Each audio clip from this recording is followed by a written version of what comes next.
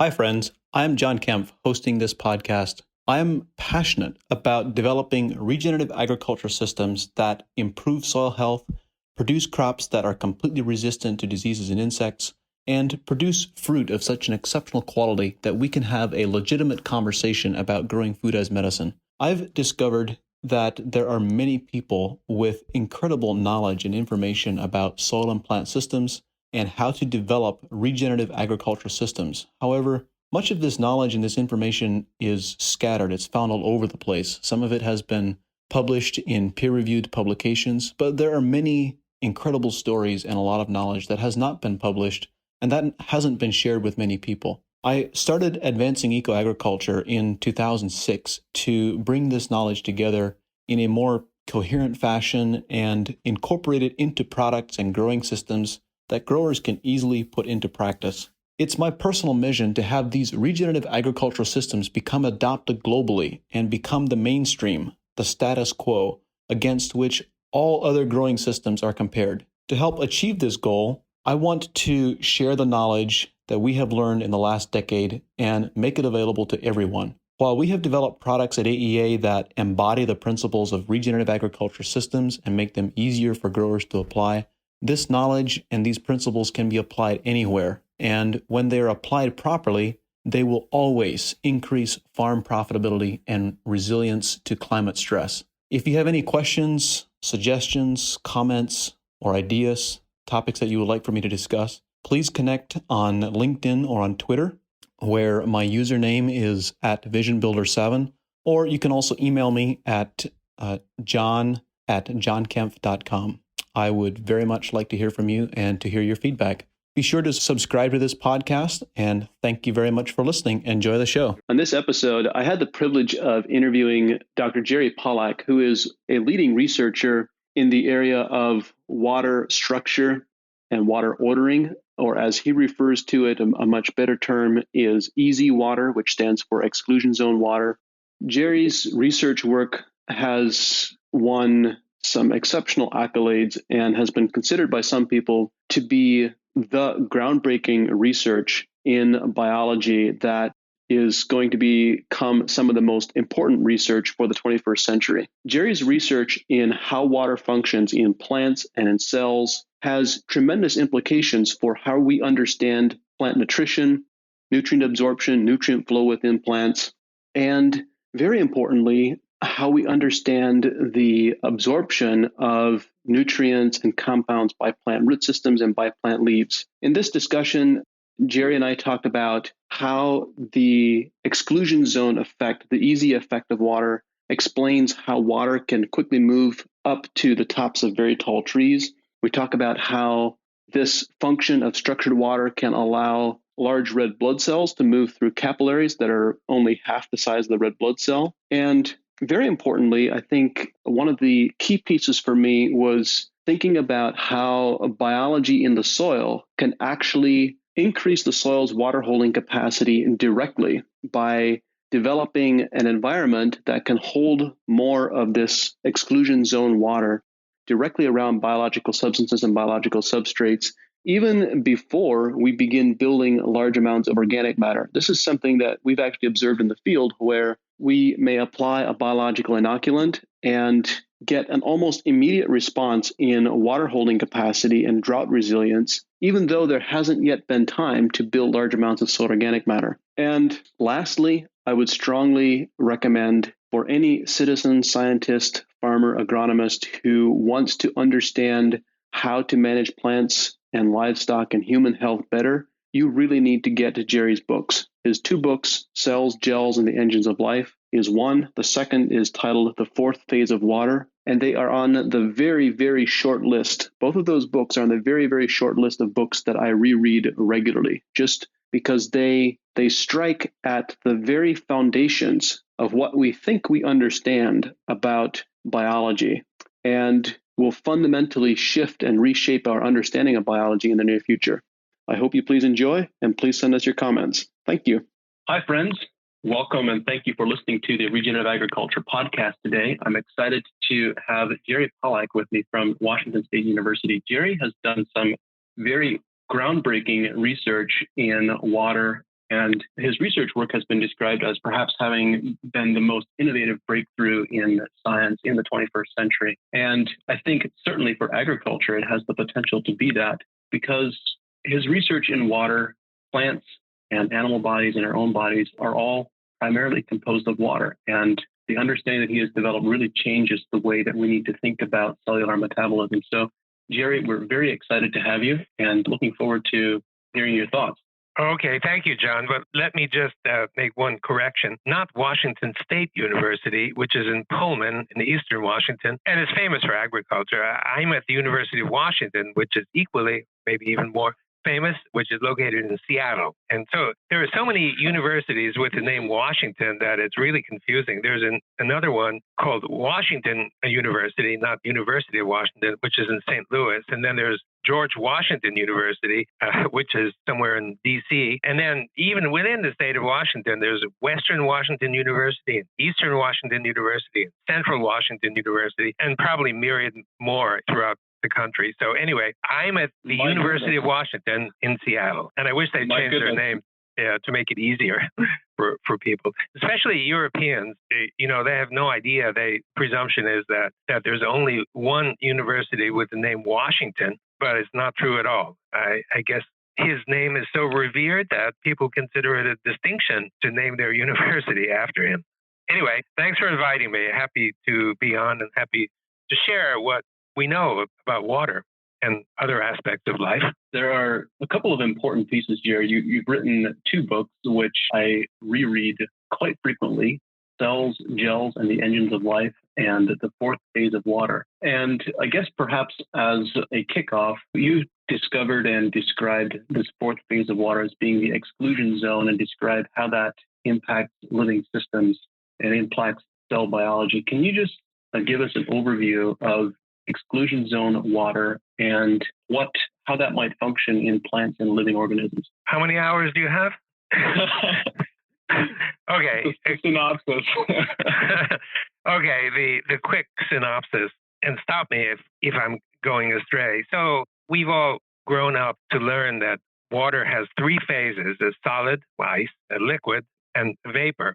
And I learned that, you learned that, we all learned that. On the other hand, many years ago, a suggestion was made by a famous physical chemist more than 100 years ago that, with these 3 phases of water, it's really hard to interpret the known behaviors of water. You try to do it with the understanding there are only 3 phases, and you simply can't do it. It creates a kind of anomalous behavior. If you total the number of anomalous behaviors, anomalous meaning doesn't fit the theory, as of today, there's a famous website that details it. The number is something like between 60 and 70 of them. So for a chemist looking at these, the number is so large that you think something has to be wrong with our understanding of water, because there can't be so many anomalies, or translated in common English, there can't be so many features of water that don't fit the theory. So it must mean that there's something wrong with the theory. So more than 100 years ago, a suggestion was made that there must be another phase of water beyond those 3, a phase somewhere in between the liquid and solid. And this idea had been kicked around for some time, especially by a few well-known people. One of them is a guy named Gilbert Ling, who's by now, he's 99 years old right now, and he's written, I think, 7 books or 6 books on the subject. And most of what he's written points to evidence that there is another, he doesn't call it a phase of water, but he calls it structured water. That is, where the molecules are not bouncing around randomly and pointed in every which way, but they're ordered. They're like dipoles, little plus and minus at either end, and all these dipoles are lined up with one another. And he's argued for many years that water inside the cell is exactly like that, is ordered. And also another one is Albert St. Georgi, and I'm not sure if you're familiar with that name, but he passed about 25 years ago, and he's considered to be the father of modern biochemistry. And he knew, through his years, having been in various fields, including water, he knew that the organization or the order of water is really important in biology. In fact, famous quote of his is, "Life is water dancing to the tune of solids. So he knew that water was centrally involved in everything to do with living systems. And so that's when we started. And I'll just, that was preface to answering your question, what is this fourth phase or easy water? And what it is, it's exactly the kinds of things that these people were thinking about, but we found clear experimental evidence for it. It's a phase of water that is indeed in between a solid and a liquid. If you think of, to appreciate the consistency, if you think of raw egg white, this is the consistency of this kind of water. It's kind of gel-like, like a loose gel. And in fact, it's the main component of water inside of gels, a side point. So it's an ordered phase where the molecules are lined up, a bit different from what Gilbert Ling had put forth about dipoles organizing themselves. It has a different structure. I can tell you about it later if you want. And it has, unlike ordinary water, which is neutral, this has a negative charge, usually a negative charge, and it's built by energy. You need some kind of energy to build order, and this is ordered. And the energy actually comes from light, particularly infrared light. And infrared light is all around us. If you were to turn off the lights in the room and pull down the shade so that it's completely dark, and even when dark adapted, you can't see anything. If you were to take out an infrared camera and create an image of all this, you get a beautiful image because everything is emitting infrared energy, and it's used as a night light, especially for military purposes. So this energy is all around us. It's free for the taking. So you might call it free energy. So this free energy, which is all around us, builds this kind of water. And question, where does it build? When? What happens is we found that when water meets a surface, particularly surfaces that are hydrophilic, and that means water-loving, means if the surface were like a desk or something, droplet of water on it, the water would spread out, as opposed to hydrophobic or water-fearing, in which case the water beads up and shirks away from the surface because it doesn't like it, it fears it. So usually, not everyone, but most hydrophilic surfaces, when water meets these surfaces, the water, it transitions from ordinary H2O to this kind of fourth phase water.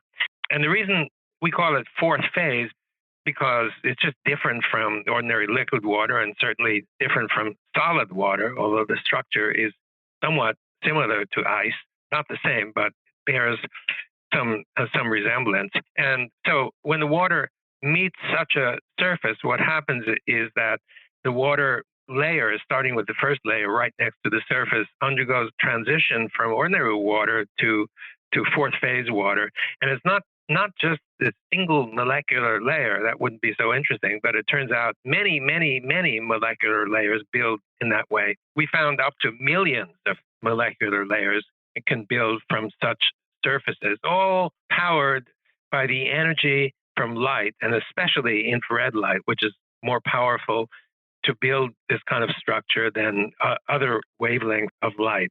So, and because it's an ordered phase, because the molecules inside of this phase are not bouncing around randomly, they're well organized and ordered.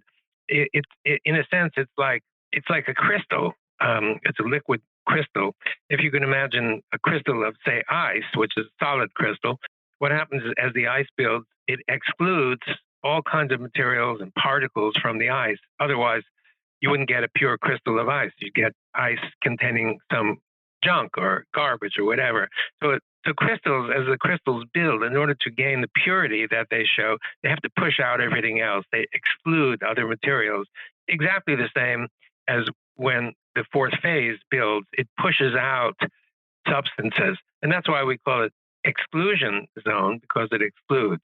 There's another reason for calling it exclusion zone, because exclusion zone, EZ, and it's easy to remember. The only problem is it works in the U.S., but when you go to Europe, it's EZ.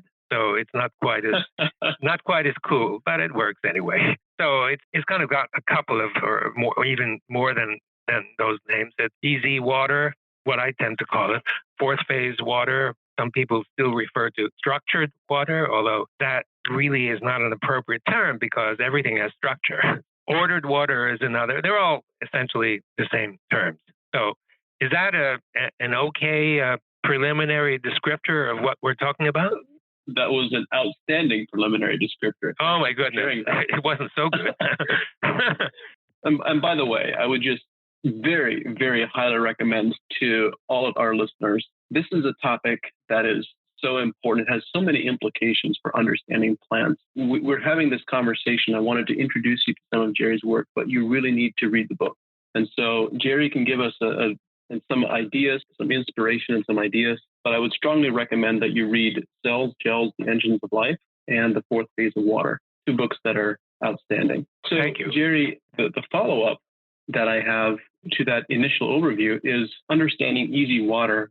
And there are a lot of implications for biological systems and to our understanding of how cells work, how nutrients are transported. And there are two pieces in plant nutrition and agronomy that there isn't a good explanation for, that I know many farmers and many agronomists struggle to understand. The first is, how are nutrients transported, and also water? How is water transported inside a plant? And secondly, related to that, is how are nutrients absorbed by root systems and then transported to the plant?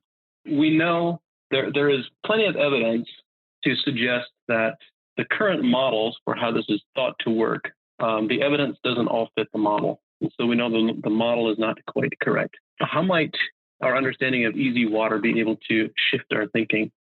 Okay, those are broad and provocative and interesting questions. Let me talk about transport first, and if I run off track, remind me that we also need to address the issue of absorption by plants.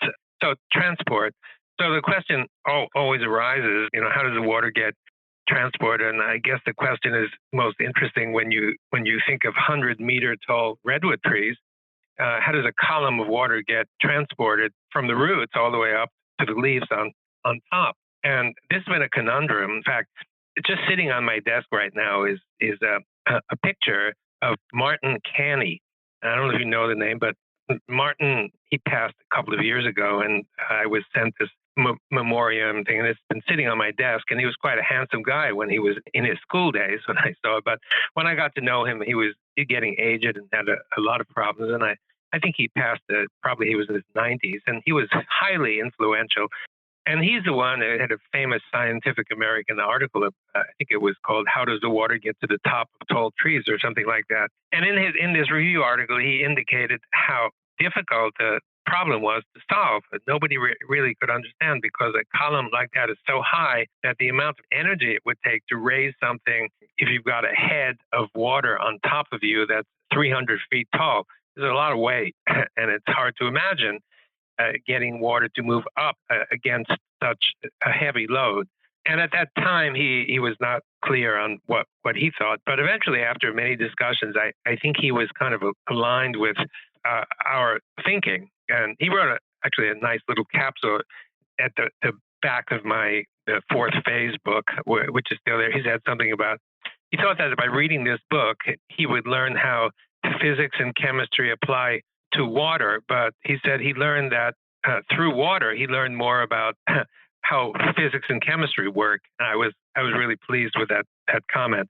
Anyway, the question is, how is water transported? And so we think we understand this because we discovered something that was completely unexpected. We found that if we took a tube that could, for example, resemble a xylem tube, if we put the tube made of hydrophilic material, a thin tube, maybe 500 micrometers in diameter, and put it inside a bath of water. This was actually noticed by a young student working in our laboratory who came running in. I was sitting in my office in the chair where I'm sitting right now, and I had a guest. I can't remember who it was, but we were in the middle of chatting of something, and this undergraduate student walks in, and he's very excited about what he found, and he was excited enough to interrupt our conversation. And of course, I was happy to hear what he had to say. He said, I put this tube in the water, and the water contained a lot of particles, so if there was any water movement, you could easily track it by looking in the microscope and watching how those particles behaved. So he said, I put the tube in the water, and I noticed that the water was flowing through the tube like water flows through a straw, and it doesn't stop. It just keeps going. And he thought it was pretty important. He was supposed to be doing something else, but like most of the students, they don't listen to me, and they find more interesting stuff than what they were assigned to do. And I actually encourage that sort of thing because some important discoveries have come. Anyway, he said the water just keeps flowing through, and it just keeps going, and it doesn't stop. And he thought this was important, and I thought it was extremely important because usually if you got a tube and you want to drive water through the tube, it's sort of like a blood vessel, and you want to drive blood through the vessel, you need a heart to do the pumping. Although we think there's more to it now, but at any rate, you need to develop a pressure or a pressure difference between one end and the other end, and that pressure gradient drives the flow. And here, there's no pressure gradient because the tube is sitting horizontally oriented in the chamber of water, so there's no pressure difference between one end and the other end, yet the fluid keeps flowing through. And you need energy to push fluid through. You can't get something for nothing. And so I'm thinking, as he comes in and delivers this news, I'm thinking that if he's right about this, then it's so important because it demonstrates what we had known up to that point, that the energy comes from the light that's absorbed in the water, especially the infrared light.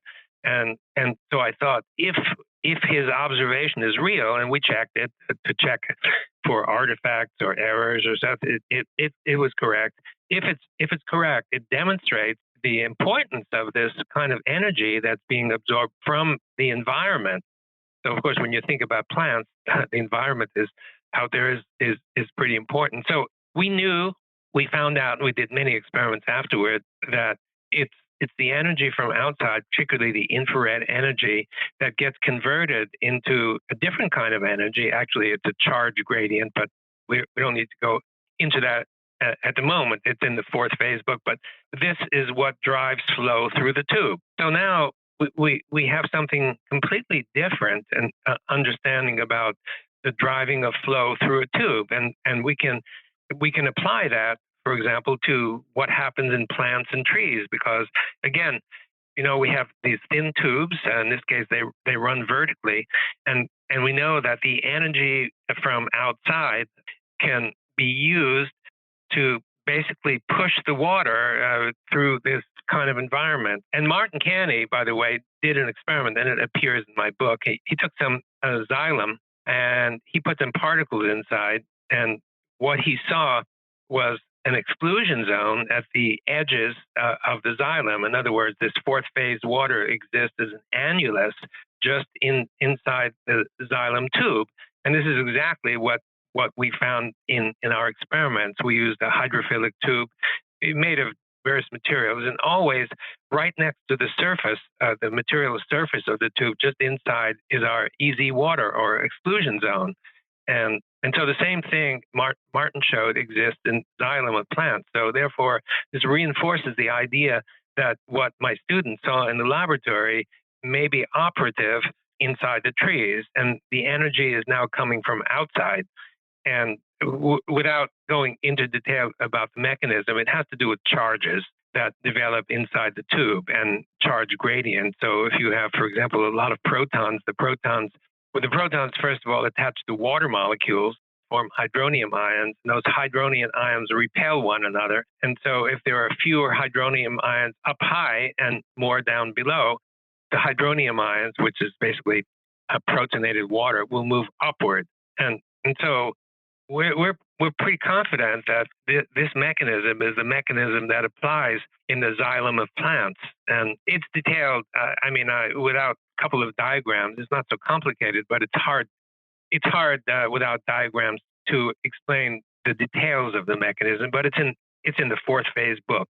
And side point, by the way, is that we think that this occurs also in the cardiovascular system of you and me. So let me tell you, there's a side issue from the issue of agriculture and plants, but it's really important. So I began my career studying or simulating, you might say, the cardiovascular system, pressure and flow. And I built a model. I was really excited about this model. And I thought we had pretty much solved every problem naively, every problem there was to solve because we could explain the pressures and flows at different points in the cardiovascular system, and everything occurred as a consequence of the pumping of the heart. And so for many years, I was kind of proud of that, although it made no impact. I began to understand why. Usually when people build models, the models are filled with assumptions. And if you're not sure about whether these assumptions are accurate or true or not, then it lends a kind of doubt. But at any rate, I thought I really understood the cardiovascular system until I went to one of my trips to Russia, to Moscow University, where my good friend Vladimir Vyakov introduced me to his neighbor, the guy in the next laboratory. And this guy was studying the cardiovascular system. And he tells me through translation, in the cardiovascular system, there's a very big problem. Oh, really? Tell me about it. He said, well, the big problem is that capillaries are so small. So you start with the arteries and arterioles down to very thin capillaries, and then the venules and the veins and back to the heart, and it circulates. But when you get to those tiny capillaries, there's a problem because in healthy young adults, the diameter of the capillary is 3 or 4 micrometers, and you compare 3 or 4 with the red blood cell that needs to squeeze through, and it's 6 or 7 micrometers. So it looks like a plumbing problem. It looks like you have to force those red blood cells somehow to get through these narrow conduits. And, it looks like a screw up of Mother Nature. How is it possible? This is not a plumbing system that you would think that Mother Nature would devise, but that's the way it is. And of course, there are reasons for it, obviously. But one of the things is that in order to squeeze those red blood cells through, they have to bend, they have to be kind of squeezed and pushed through. So this Russian guy calculates the amount of resistance that would be encountered in squeezing these red blood cells and pushing them through. And he comes to the conclusion that the resistance is so high that if the heart were fully responsible for driving blood through those capillaries, the heart would need to develop an extraordinarily high pressure, something like 1,000,000 times the pressure that it actually develops. You might call that high blood pressure, but we're talking about 6 orders of magnitude.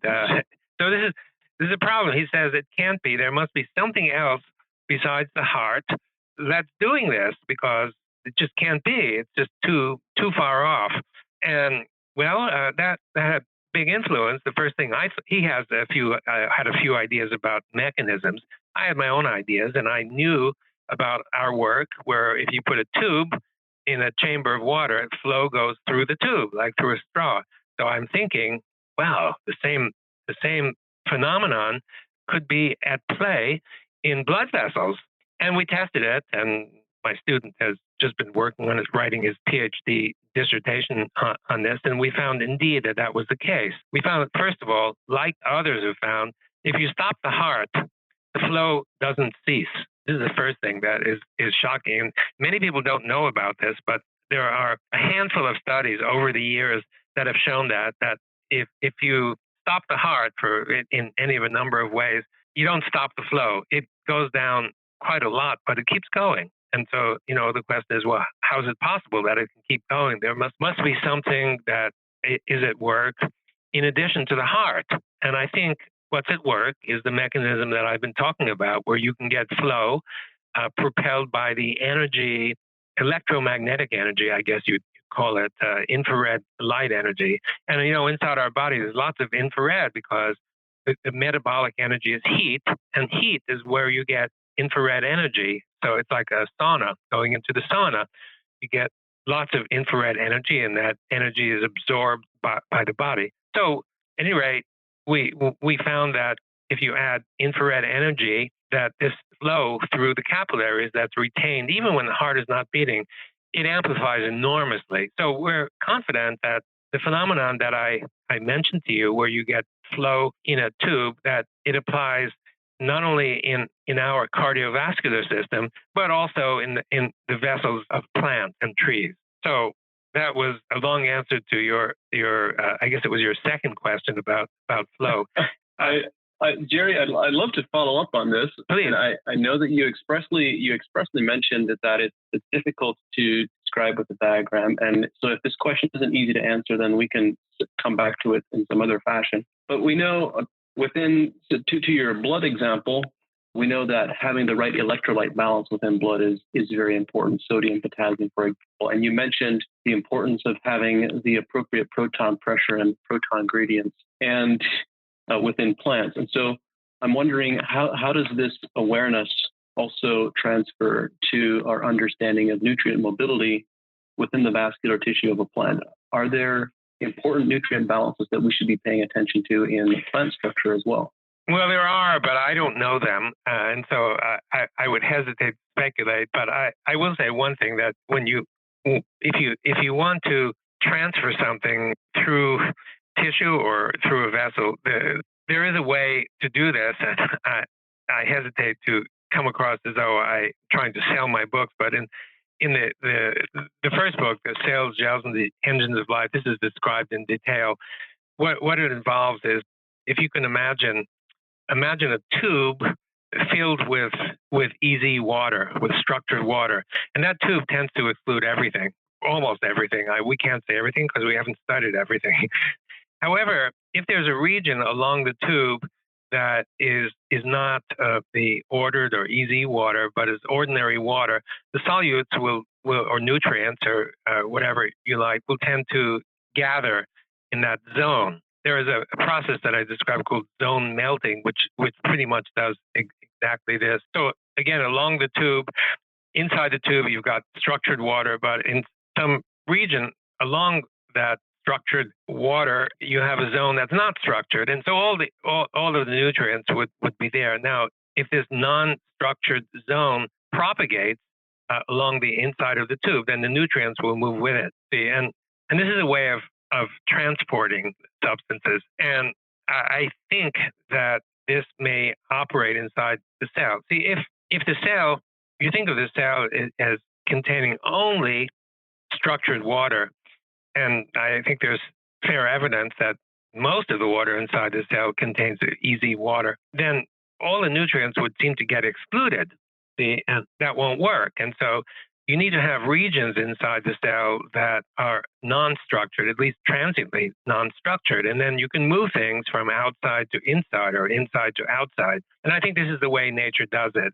It kind of, the word that comes to mind is like caterpillar or something, where you have something propagating along it. And this is one way that nature can move substances. And I think it occurs not only in plant cells, but also in animal cells. And I give some examples in that Cells, Gels, and the Engines of Life book, the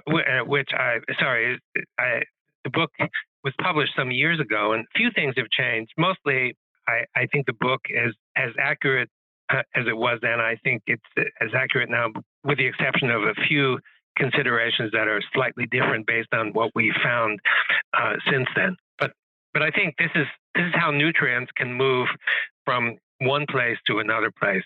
I hope that's clear. I'm not sure it is. Yes, I understand what you're trying to communicate, and that actually your explanation and your answer leads back to the first question that I asked a little bit ago, which today the classical explanation for nutrient transport across cell membranes is the assumption that the cell membrane is impervious and we have channels and pumps and transport systems that move nutrients back and forth, that we can only move individual ions across cell membranes. And yet, particularly in agriculture, there are some pretty clear cases where the evidence doesn't fit the theory. And the classical one that I refer to all the time is the absorption of systemic insecticides by plant roots, where we're applying systemic compounds that are absorbed in their entirety by the root system and then transported throughout the entire plant. You've proposed that there might be some alternate mechanisms for nutrient absorption by cells. Can you describe that for us? Well, yeah. I think it starts with the fundamental assumptions that you mentioned, that the membrane is impermeable and that pumps and channels are what governs pretty much the behavior of cells, what comes in, what goes out. And I think that concept is just dead wrong. And I know I'm in the minority. And let me explain. First of all, most cells, not all cells, have negative charge inside them, net negative charge. And if you stick an electrode inside the cell and measure the electrical potential difference between the inside and the outside, typically in animal cells it'll be minus 50 to minus 100 millivolts, and in plant cells it's higher, typically maybe 100 to 200 millivolts negative.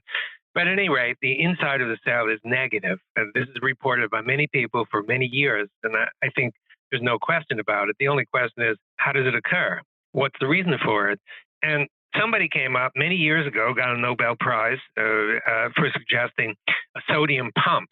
That is, this pump lies in the membrane, and the sodium gets pumped out. And so if you're pumping out positive charge, this is a simplification of what theory is, but basically if you pump out positive charge, then the cell remains negative instead of neutral, and the pump keeps going, and therefore the cell remains negative. So it's an active, dynamic kind of thing. A different explanation is that the easy water inside the cell is negatively charged, and this is the reason why the inside of the cell has negative charge. Now, I'm not the only one, nor the first one, to question the existence of pumps and channels. Gilbert Ling, who I mentioned earlier, Gilbert came from China after World War II, and he was among 3 people chosen from all over China to come to the U.S. to study.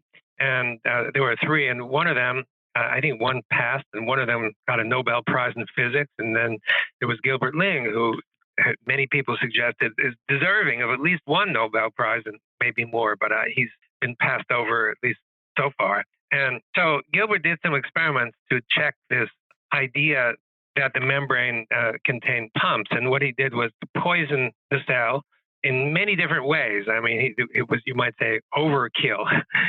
and so if you pull the plug, if you metabolically poison the cell, you're basically pulling the plug on the pump, and therefore the effect of pumping should disappear right away. But they didn't. He could measure what's been attributed to pumping, that is, the electrical potential was maintained for many, many hours after that, and finally disappeared. And he computed, and with the most generous of assumptions given to the other side, the cell needed 30 times the amount of energy that it could possibly conceivably muster just to achieve that. And so he said, it doesn't work. The evidence doesn't fit. Well, nobody has challenged that since then. And Gilbert raised a number of other considerations which have gotten increasingly significant, because the number of pumps that are now attributed suggested to lie in the membrane is something, a student who's studying this told me was something like 2,500 or something like this, and the number keeps increasing because, in order to explain the separation of various ions or other substances, the trend is to suggest a pump. So everything's got their own pump and typically their own channel as well. And so Gilbert says there's not enough room in the membrane to accommodate all of these pumps, let alone enough energy to power them, because the sodium pump itself, even under the best of conditions, he computed, uses 30 or 40% of all the energy that the cell can muster. At that time, the thought was there's only one pump, and that's the sodium pump. So if you think of that pump is using 30, 40% of the cell's energy, and by now we're talking about thousands of pumps, it just doesn't make sense. And so that, for me, Gilbert's evidence suggests that there's no such thing as a pump. It doesn't exist in the membrane. As for the channels, there are other arguments, and these are brought up in the Cells, Gels, and the Engines of Life book. If you think now there are more than 1,000, I believe, different channels for different substances, different ions and such. And there are big ones, smaller, down to very small, even so-called aquaporin channels for water. And if you imagine the lineup of all of these channels in the membrane, one for the biggest substance, the next biggest, so on, the logic is that each one will allow only one particular substance to flow through and exclude all the others. So imagine, let's take first the biggest a substance like a basketball and imagine a channel that will let the basketball through. So when the channel opens and lets the basketball through, that channel must be able to exclude the softball, volleyball, golf ball, and all the others, right? But they're all smaller. So how is it possible that that channel for the basketball, when it opens, can exclude all the smaller ones? You'd think that all the smaller ones would sail right through. And that applies not only to the channel for the biggest one, but the second biggest also has to exclude all of the smaller ones, and so on and so forth. So logically, it becomes untenable because it's hard to think of a mechanism where a certain channel will certainly pass its basketball through, but how is it going to exclude all the smaller ones that can? It's kind of like having a dog door, and the dog can get through barely, to squeeze through to get in or out of your house, but the cat can go through too, and so can the mouse or whatever. It doesn't exclude all the others. So there's a logical inconsistency in the idea of channels. So both the idea of channels and pumps, there's something wrong with those concepts. So we go back to the issue of how does the cell get its electrical potential? As I'm suggesting, it's the water that's inside the cell that's negatively charged that accounts for this. And so the idea has been that the cell membrane is impermeable to everything. And the only way that things can get in and out are through these channels. But if the channel doesn't exist, then what's going on? And I think the answer is that the cell membrane is not impermeable and to substances. There's several pieces of evidence. The one that I like is if you take a cell and you pass an electrical current, this is the technique called electroporation, where once you pass the electric current, the holes in the membrane are large enough that genomic material can pass through.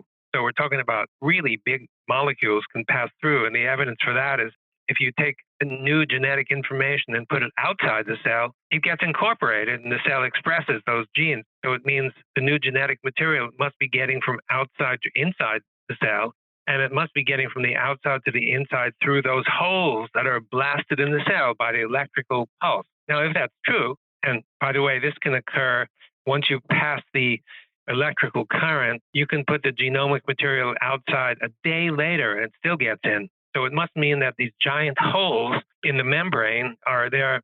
They can last for a day or so. And then you ask the question, well, something's wrong here, because if you have a big hole in the cell, how come all the ions will go out or in and kill the cell, but the cell doesn't die? So it must mean that the membrane is not impermeable to all of these substances. And the reason the cell hangs together, even without a membrane that excludes everything, is it's a gel. And if you handle a gel, the gel hangs together. It doesn't need a membrane. And by the way, gels also have similar negative electrical potentials, same as the cell, but they have no membrane. And so I would conclude by saying that the idea that the cell membrane is impermeable to all of this stuff is questionable. Another experiment to support that is if you take a cell, like a muscle cell or a nerve cell, it's been done with both, and just slice it like you'd slice a sausage, the cell doesn't die, and nor does it generate a new membrane. And so when you cut a slice, basically you're cutting through the membrane and you're exposing the inside of the cell to the outside of the cell, but the cell doesn't die, and nor does it generate new membrane. So it must mean that the concept that you must have an impermeable membrane around the cell is not correct. And this is very fundamental. And I think if one looks objectively at the evidence instead of merely accepting what textbooks like to say, you'd come to that same conclusion. So back to your substances that get absorbed. Substances can get absorbed by the cell because there is no impermeable barrier. I know this is a highly radical point of view, but I think if you look objectively at the evidence, you can understand that it might be valid. A fair answer to your question? Jerry, that's an incredible answer, and it's not a surprising answer given some of the evidence that I have seen out in the field, and yet it still kind of blows my mind a little bit for what the implications are and what that might mean. Well, yeah, I'm sorry to indulge in philosophy too much, But in my long career, I've seen, simplicity is the essence of science, and when a concept grows so complicated that it's really hard to understand and follow, and is full of assumptions and stuff, it's like an upside down pyramid. It gets too big, too heavy on top, and it falls of its own weight. It's unbalanced. The science, nature, I should say, this is a point of view, is my point of view, and it's no different from the point of view that's been argued for so many years. Is nature is simple, and if a mechanism looks and gets to be progressively more complicated, chances are that there's something wrong with the foundational concept. And I think that's where a lot of biology is right now, extremely complicated, with scientists standing up at the podium and reveling in the complexity of the subject that they're studying. Demonstrates how clever they are to be able to understand and cut through all the stuff and understand these complex mechanisms that other people may have difficulty following, and thinking that science is really not simple after all. It's complicated, and that they need to fill in all the gaps in this complex kind of construct. I think in this sense, science has gone astray, because if you remember the principle of Occam's razor, it should be Newton's razor, because Occam was a religious guy, and he was talking about that when you're arguing for the existence or non-existence of God, you have to keep the argument simple. And if you have a complicated argument versus a simple one, the simpler one should prevail. It's more likely to be correct. And then it was Newton who took this idea and applied it to science. And he said, if you have two hypotheses to explain something, the simpler one is going to be likely to be the correct one. So it's still attributed to Occam, but a few centuries later, when Newton came around, it was really Newton who brought this into science. And scientists have abided by that principle for so many years. But starting maybe 100 years ago with physics, and physics became complicated. And of course, the question is whether it's correct or not. It became mathematics. It became abstract mathematics. For some people, it's hard to understand or believe that nature, that abstract mathematics are required for understanding of nature. It might be true, but my own particular point of view is that I think simple mechanisms, cause and effect, are the ones that are likely to be the actual ones working in nature. So a bit of philosophy thrown in there with my apologies. I guess I've been in science long enough that I get to have an opportunity to voice that kind of opinion. Perhaps not.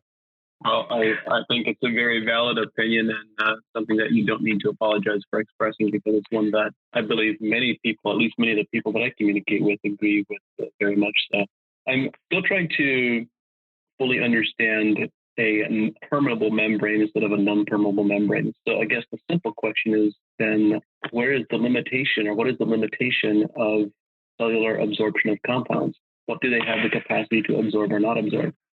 Well, I can't answer that question. That's not so easy. And I don't deny the existence of a membrane, it's just that either the membrane may not fully cover the cell. Everybody presumes that it's necessary. Or the membrane itself may be permeable throughout. And to understand how that applies to substances that are taken up by the plant, this is more complicated, or I hesitate to use the word complicated. I guess it's an area that I, for one, have not given a whole lot of thought to, but I can certainly speculate that if you have a region of the cell in which the water undergoes a transition from the EZ water to ordinary water, if there's a region with ordinary water, it can certainly absorb substances from outside the cell, because it should be freely within that water, substances can freely flow. Once they're inside the cell, if this unstructured water region moves along, as we've demonstrated that it can move, it propels itself along, then you can get substances that can go from outside to the inside, or similarly from the inside to the outside. How exactly that works is something that we've not studied, and I can't suggest in detail how that might work, but it is a really important subject worthy of study. It's just that most people who study these kinds of things are convinced that you need to start with a foundation that involves an impermeable membrane and channels and pumps. And if you start with that, then everything, and if it turns out that's not correct, as I'm suggesting, then everything else will turn out to be extremely complicated, or in some cases impossible. So I hope some people begin studying that. Extremely important. What's the size of the molecules of some of these pesticides? Do you know? I don't know off the top of my head. Molecular weights ranging from in the 40s into several hundreds, if I'm not mistaken. Okay. But it's not my area of expertise. Yeah, okay. Well, one thing is possible that certain substances can destroy easy water, can turn it from easy water into ordinary water. And so if a substance is on the outside, if such a substance on the outside reaches the water and starts to change that region of water from easy water into ordinary water, then it's possible that that substance will penetrate the ordinary water, get dissolved in it, and then if easy forms again behind it, this is a way that this substance could be propelled from outside the cell toward the center of the cell or somewhere inside the cell. So this is one possible mechanism for transport. Good. Thanks for that. And it's something that I'm certainly interested in perhaps participating and studying more about in the future.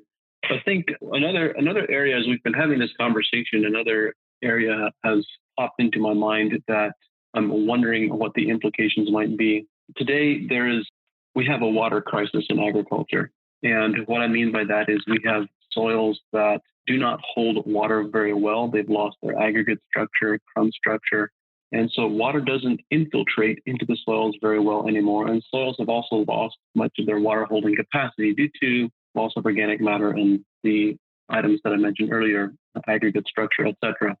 Are there any implications for easy water in agricultural soils? How does understanding the fourth phase of water shape our thinking about water in the environment? Yeah, good question. Very good question. And so this is kind of analogous to you and to me, to our drinking of water. Some kinds of waters that we drink will just pass through our system and come out and won't result in great hydration, and other waters will stick. And the question is, well, why? What's going on? And I think the same thing is true with the soil. So easy water, the first point is that easy water is the main water that fills biological systems for the most part. But easy water grows next to hydrophilic surfaces, not all hydrophilic surfaces, but many of them. So the surface of the soil, or what's in the soil, needs to be appropriate. And if it's not appropriate, then the water that goes in won't stick or won't hydrate. So if the soil is well, it's the water holding capacity. What you mentioned, water holding capacity, has to do with the surface of what's in the soil. And if it's appropriate or natural, I would say, then it holds plenty of water. And if you put water either through rainfall or irrigation or however, the soil will hold that water properly. But if you change the soil in ways that don't let the soil material hold that water, then it won't. Then the soil won't be hydrated the way we expect it to be, and the water will just pass through or run down the slope or what have you. So this is the issue, that the content of the soil, the surfaces of what the soil contains, need to be the kinds of hydrophilic materials that hold the water, and that water is easy water. They need to be the kinds of surfaces that actually build easy water. And then if the surfaces are right, then the easy water will build on them. We studied many kinds of surfaces, and if you add water, some surfaces are really great about building easy water, and that's the water that is in biology, the water that's needed. And other surfaces are not so great. So it has something to do with the molecular nature of the particular surface. And one hypothesis or speculation is that the charges on the surface need to be alternating in some way and distributed in such a way as to form a template for the buildup of easy water. And if they're not, then it doesn't work. And so the biological substances are ideally structured to do that. When you think of proteins and nucleic acids and such inside the cell, in terms of the soil, the same principles should apply. That the material in the soil should be such that their surfaces of this material have charge distributions that are just right to build easy water. If not, the water will just run off. And so when you destroy the soil, you're destroying the water holding capacity, which in terms of what we found translates to the ability to build easy water. That help a little bit? That's fascinating. I'm really glad I asked that question, because there's this idea within the area of biological agriculture that when soils have strong fungal and bacterial population, that there is some mechanism by which fungi, particularly mycorrhizal fungi, can access water and make it available to plant roots that plant roots themselves may not be able to access. While that may be the case, what you've just described would describe a mechanism by which they can actually attract water and hold water in the soil much better in addition to that. Yeah, well, I know there's a critical issue, being once upon a time a backyard gardener. But yeah, the organic soils are, of course, good at that.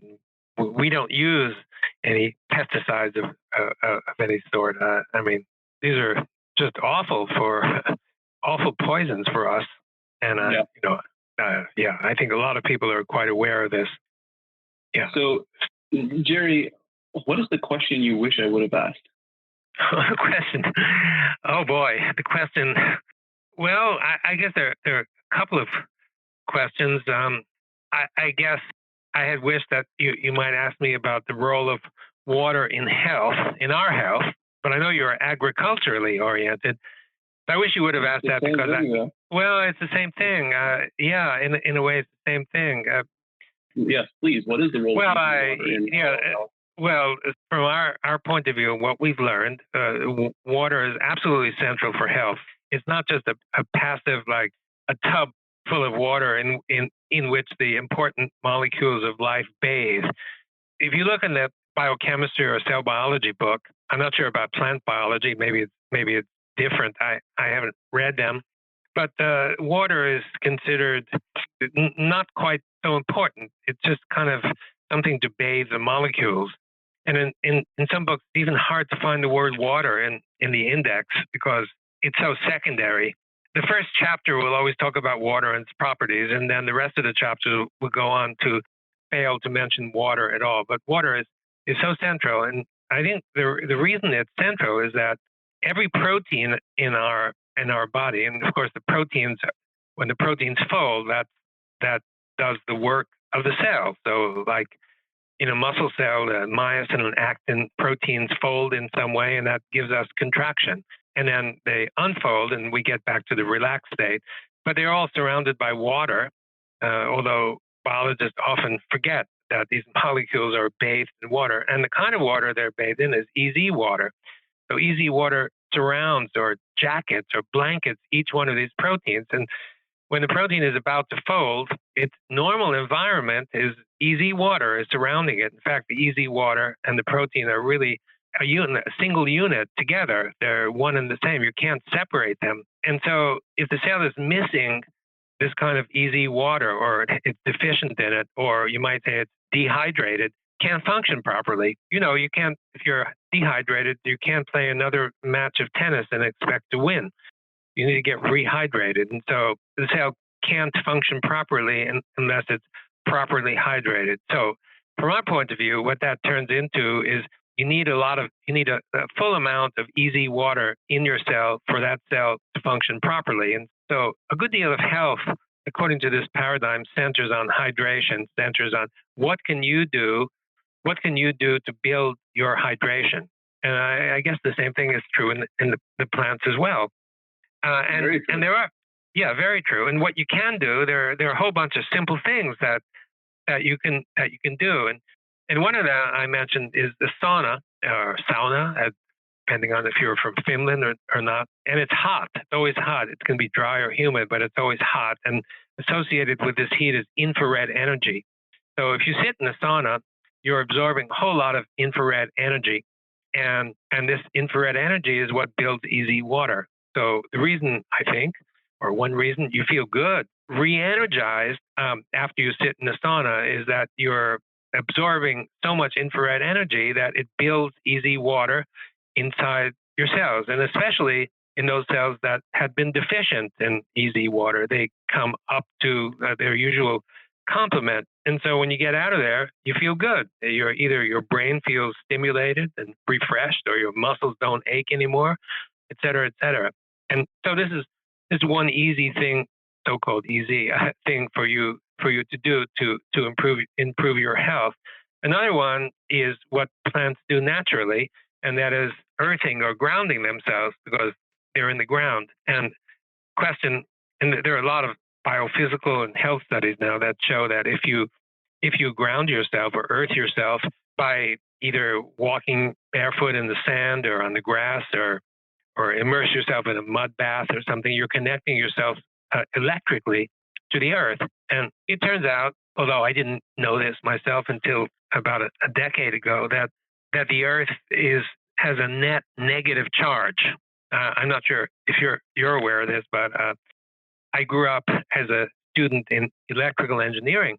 And if one of my professors had told me that the earth has a negative charge, if you plug into the wall, you got three prongs and one is the ground, if that connects to a vast ocean of negative charge, I would have said you're crazy, because it didn't make any sense. But when this was first presented to me by a Russian guy who declared that my education was deficient, because in Russia, every middle school student knows about this, but in the U.S., almost nobody knows about it. It's not that it's controversial, it's just that it's not taught. The earth is full of negative charge. Well, negative charge is needed to convert water to easy water. You see, so if you connect yourself, if you so-called earth yourself by walking barefoot or walking on the beach barefoot, you're connecting yourself electrically to this vast sea of negativity. I hate to use that word because it sounds like a psychological term, but negative charge. I guess Benjamin Franklin screwed up when he called electrons negative instead of, should have said positive, but whatever. If you're connecting yourself to this a sea of electrons, then these electrons can come and be absorbed in your body to build easy water. And so this is another way, at least I think this is the most straightforward explanation of why you feel better when you ground yourself, because you're absorbing this charge, builds easy water, and your cells can now function better. So that's another way. And a third way that you can help yourself is by doing what you plant people know very well, and that is juicing, green juicing. Take a freshly growing plant and squeeze the juice out of it, and what you're doing, and drink it. And what you're doing is squeezing the juice from inside the plant cell, and the water from inside the plant cell should be filled with easy water. So you're effectively drinking easy water, which should very nicely rehydrate yourself. And as I said, the hydration is so important for function and health. So those are three. There are a few more ways, but I think we're running out of time. But there are simple ways that you can make yourself healthy. You connected another dot for me, which is something that just popped into my mind. When you mentioned infrared, today, of course, many growers are starting to do field measurements with drones, with various cameras using various or capturing various wavelengths. And there's been this interesting phenomenon that has shown up where soils that are really biologically active, have high levels of organic matter and very strong bacterial and fungal populations, have an extremely strong infrared signature, several orders of magnitude. I'm not sure what you mean by signature. Do you mean that they're emitting infrared or absorbing? Yes, correct. They are emitting infrared. I see. Okay. Well, that more so than other comparable soils that are less organic. Yes, substantially more so. Okay. Well, that's pretty interesting.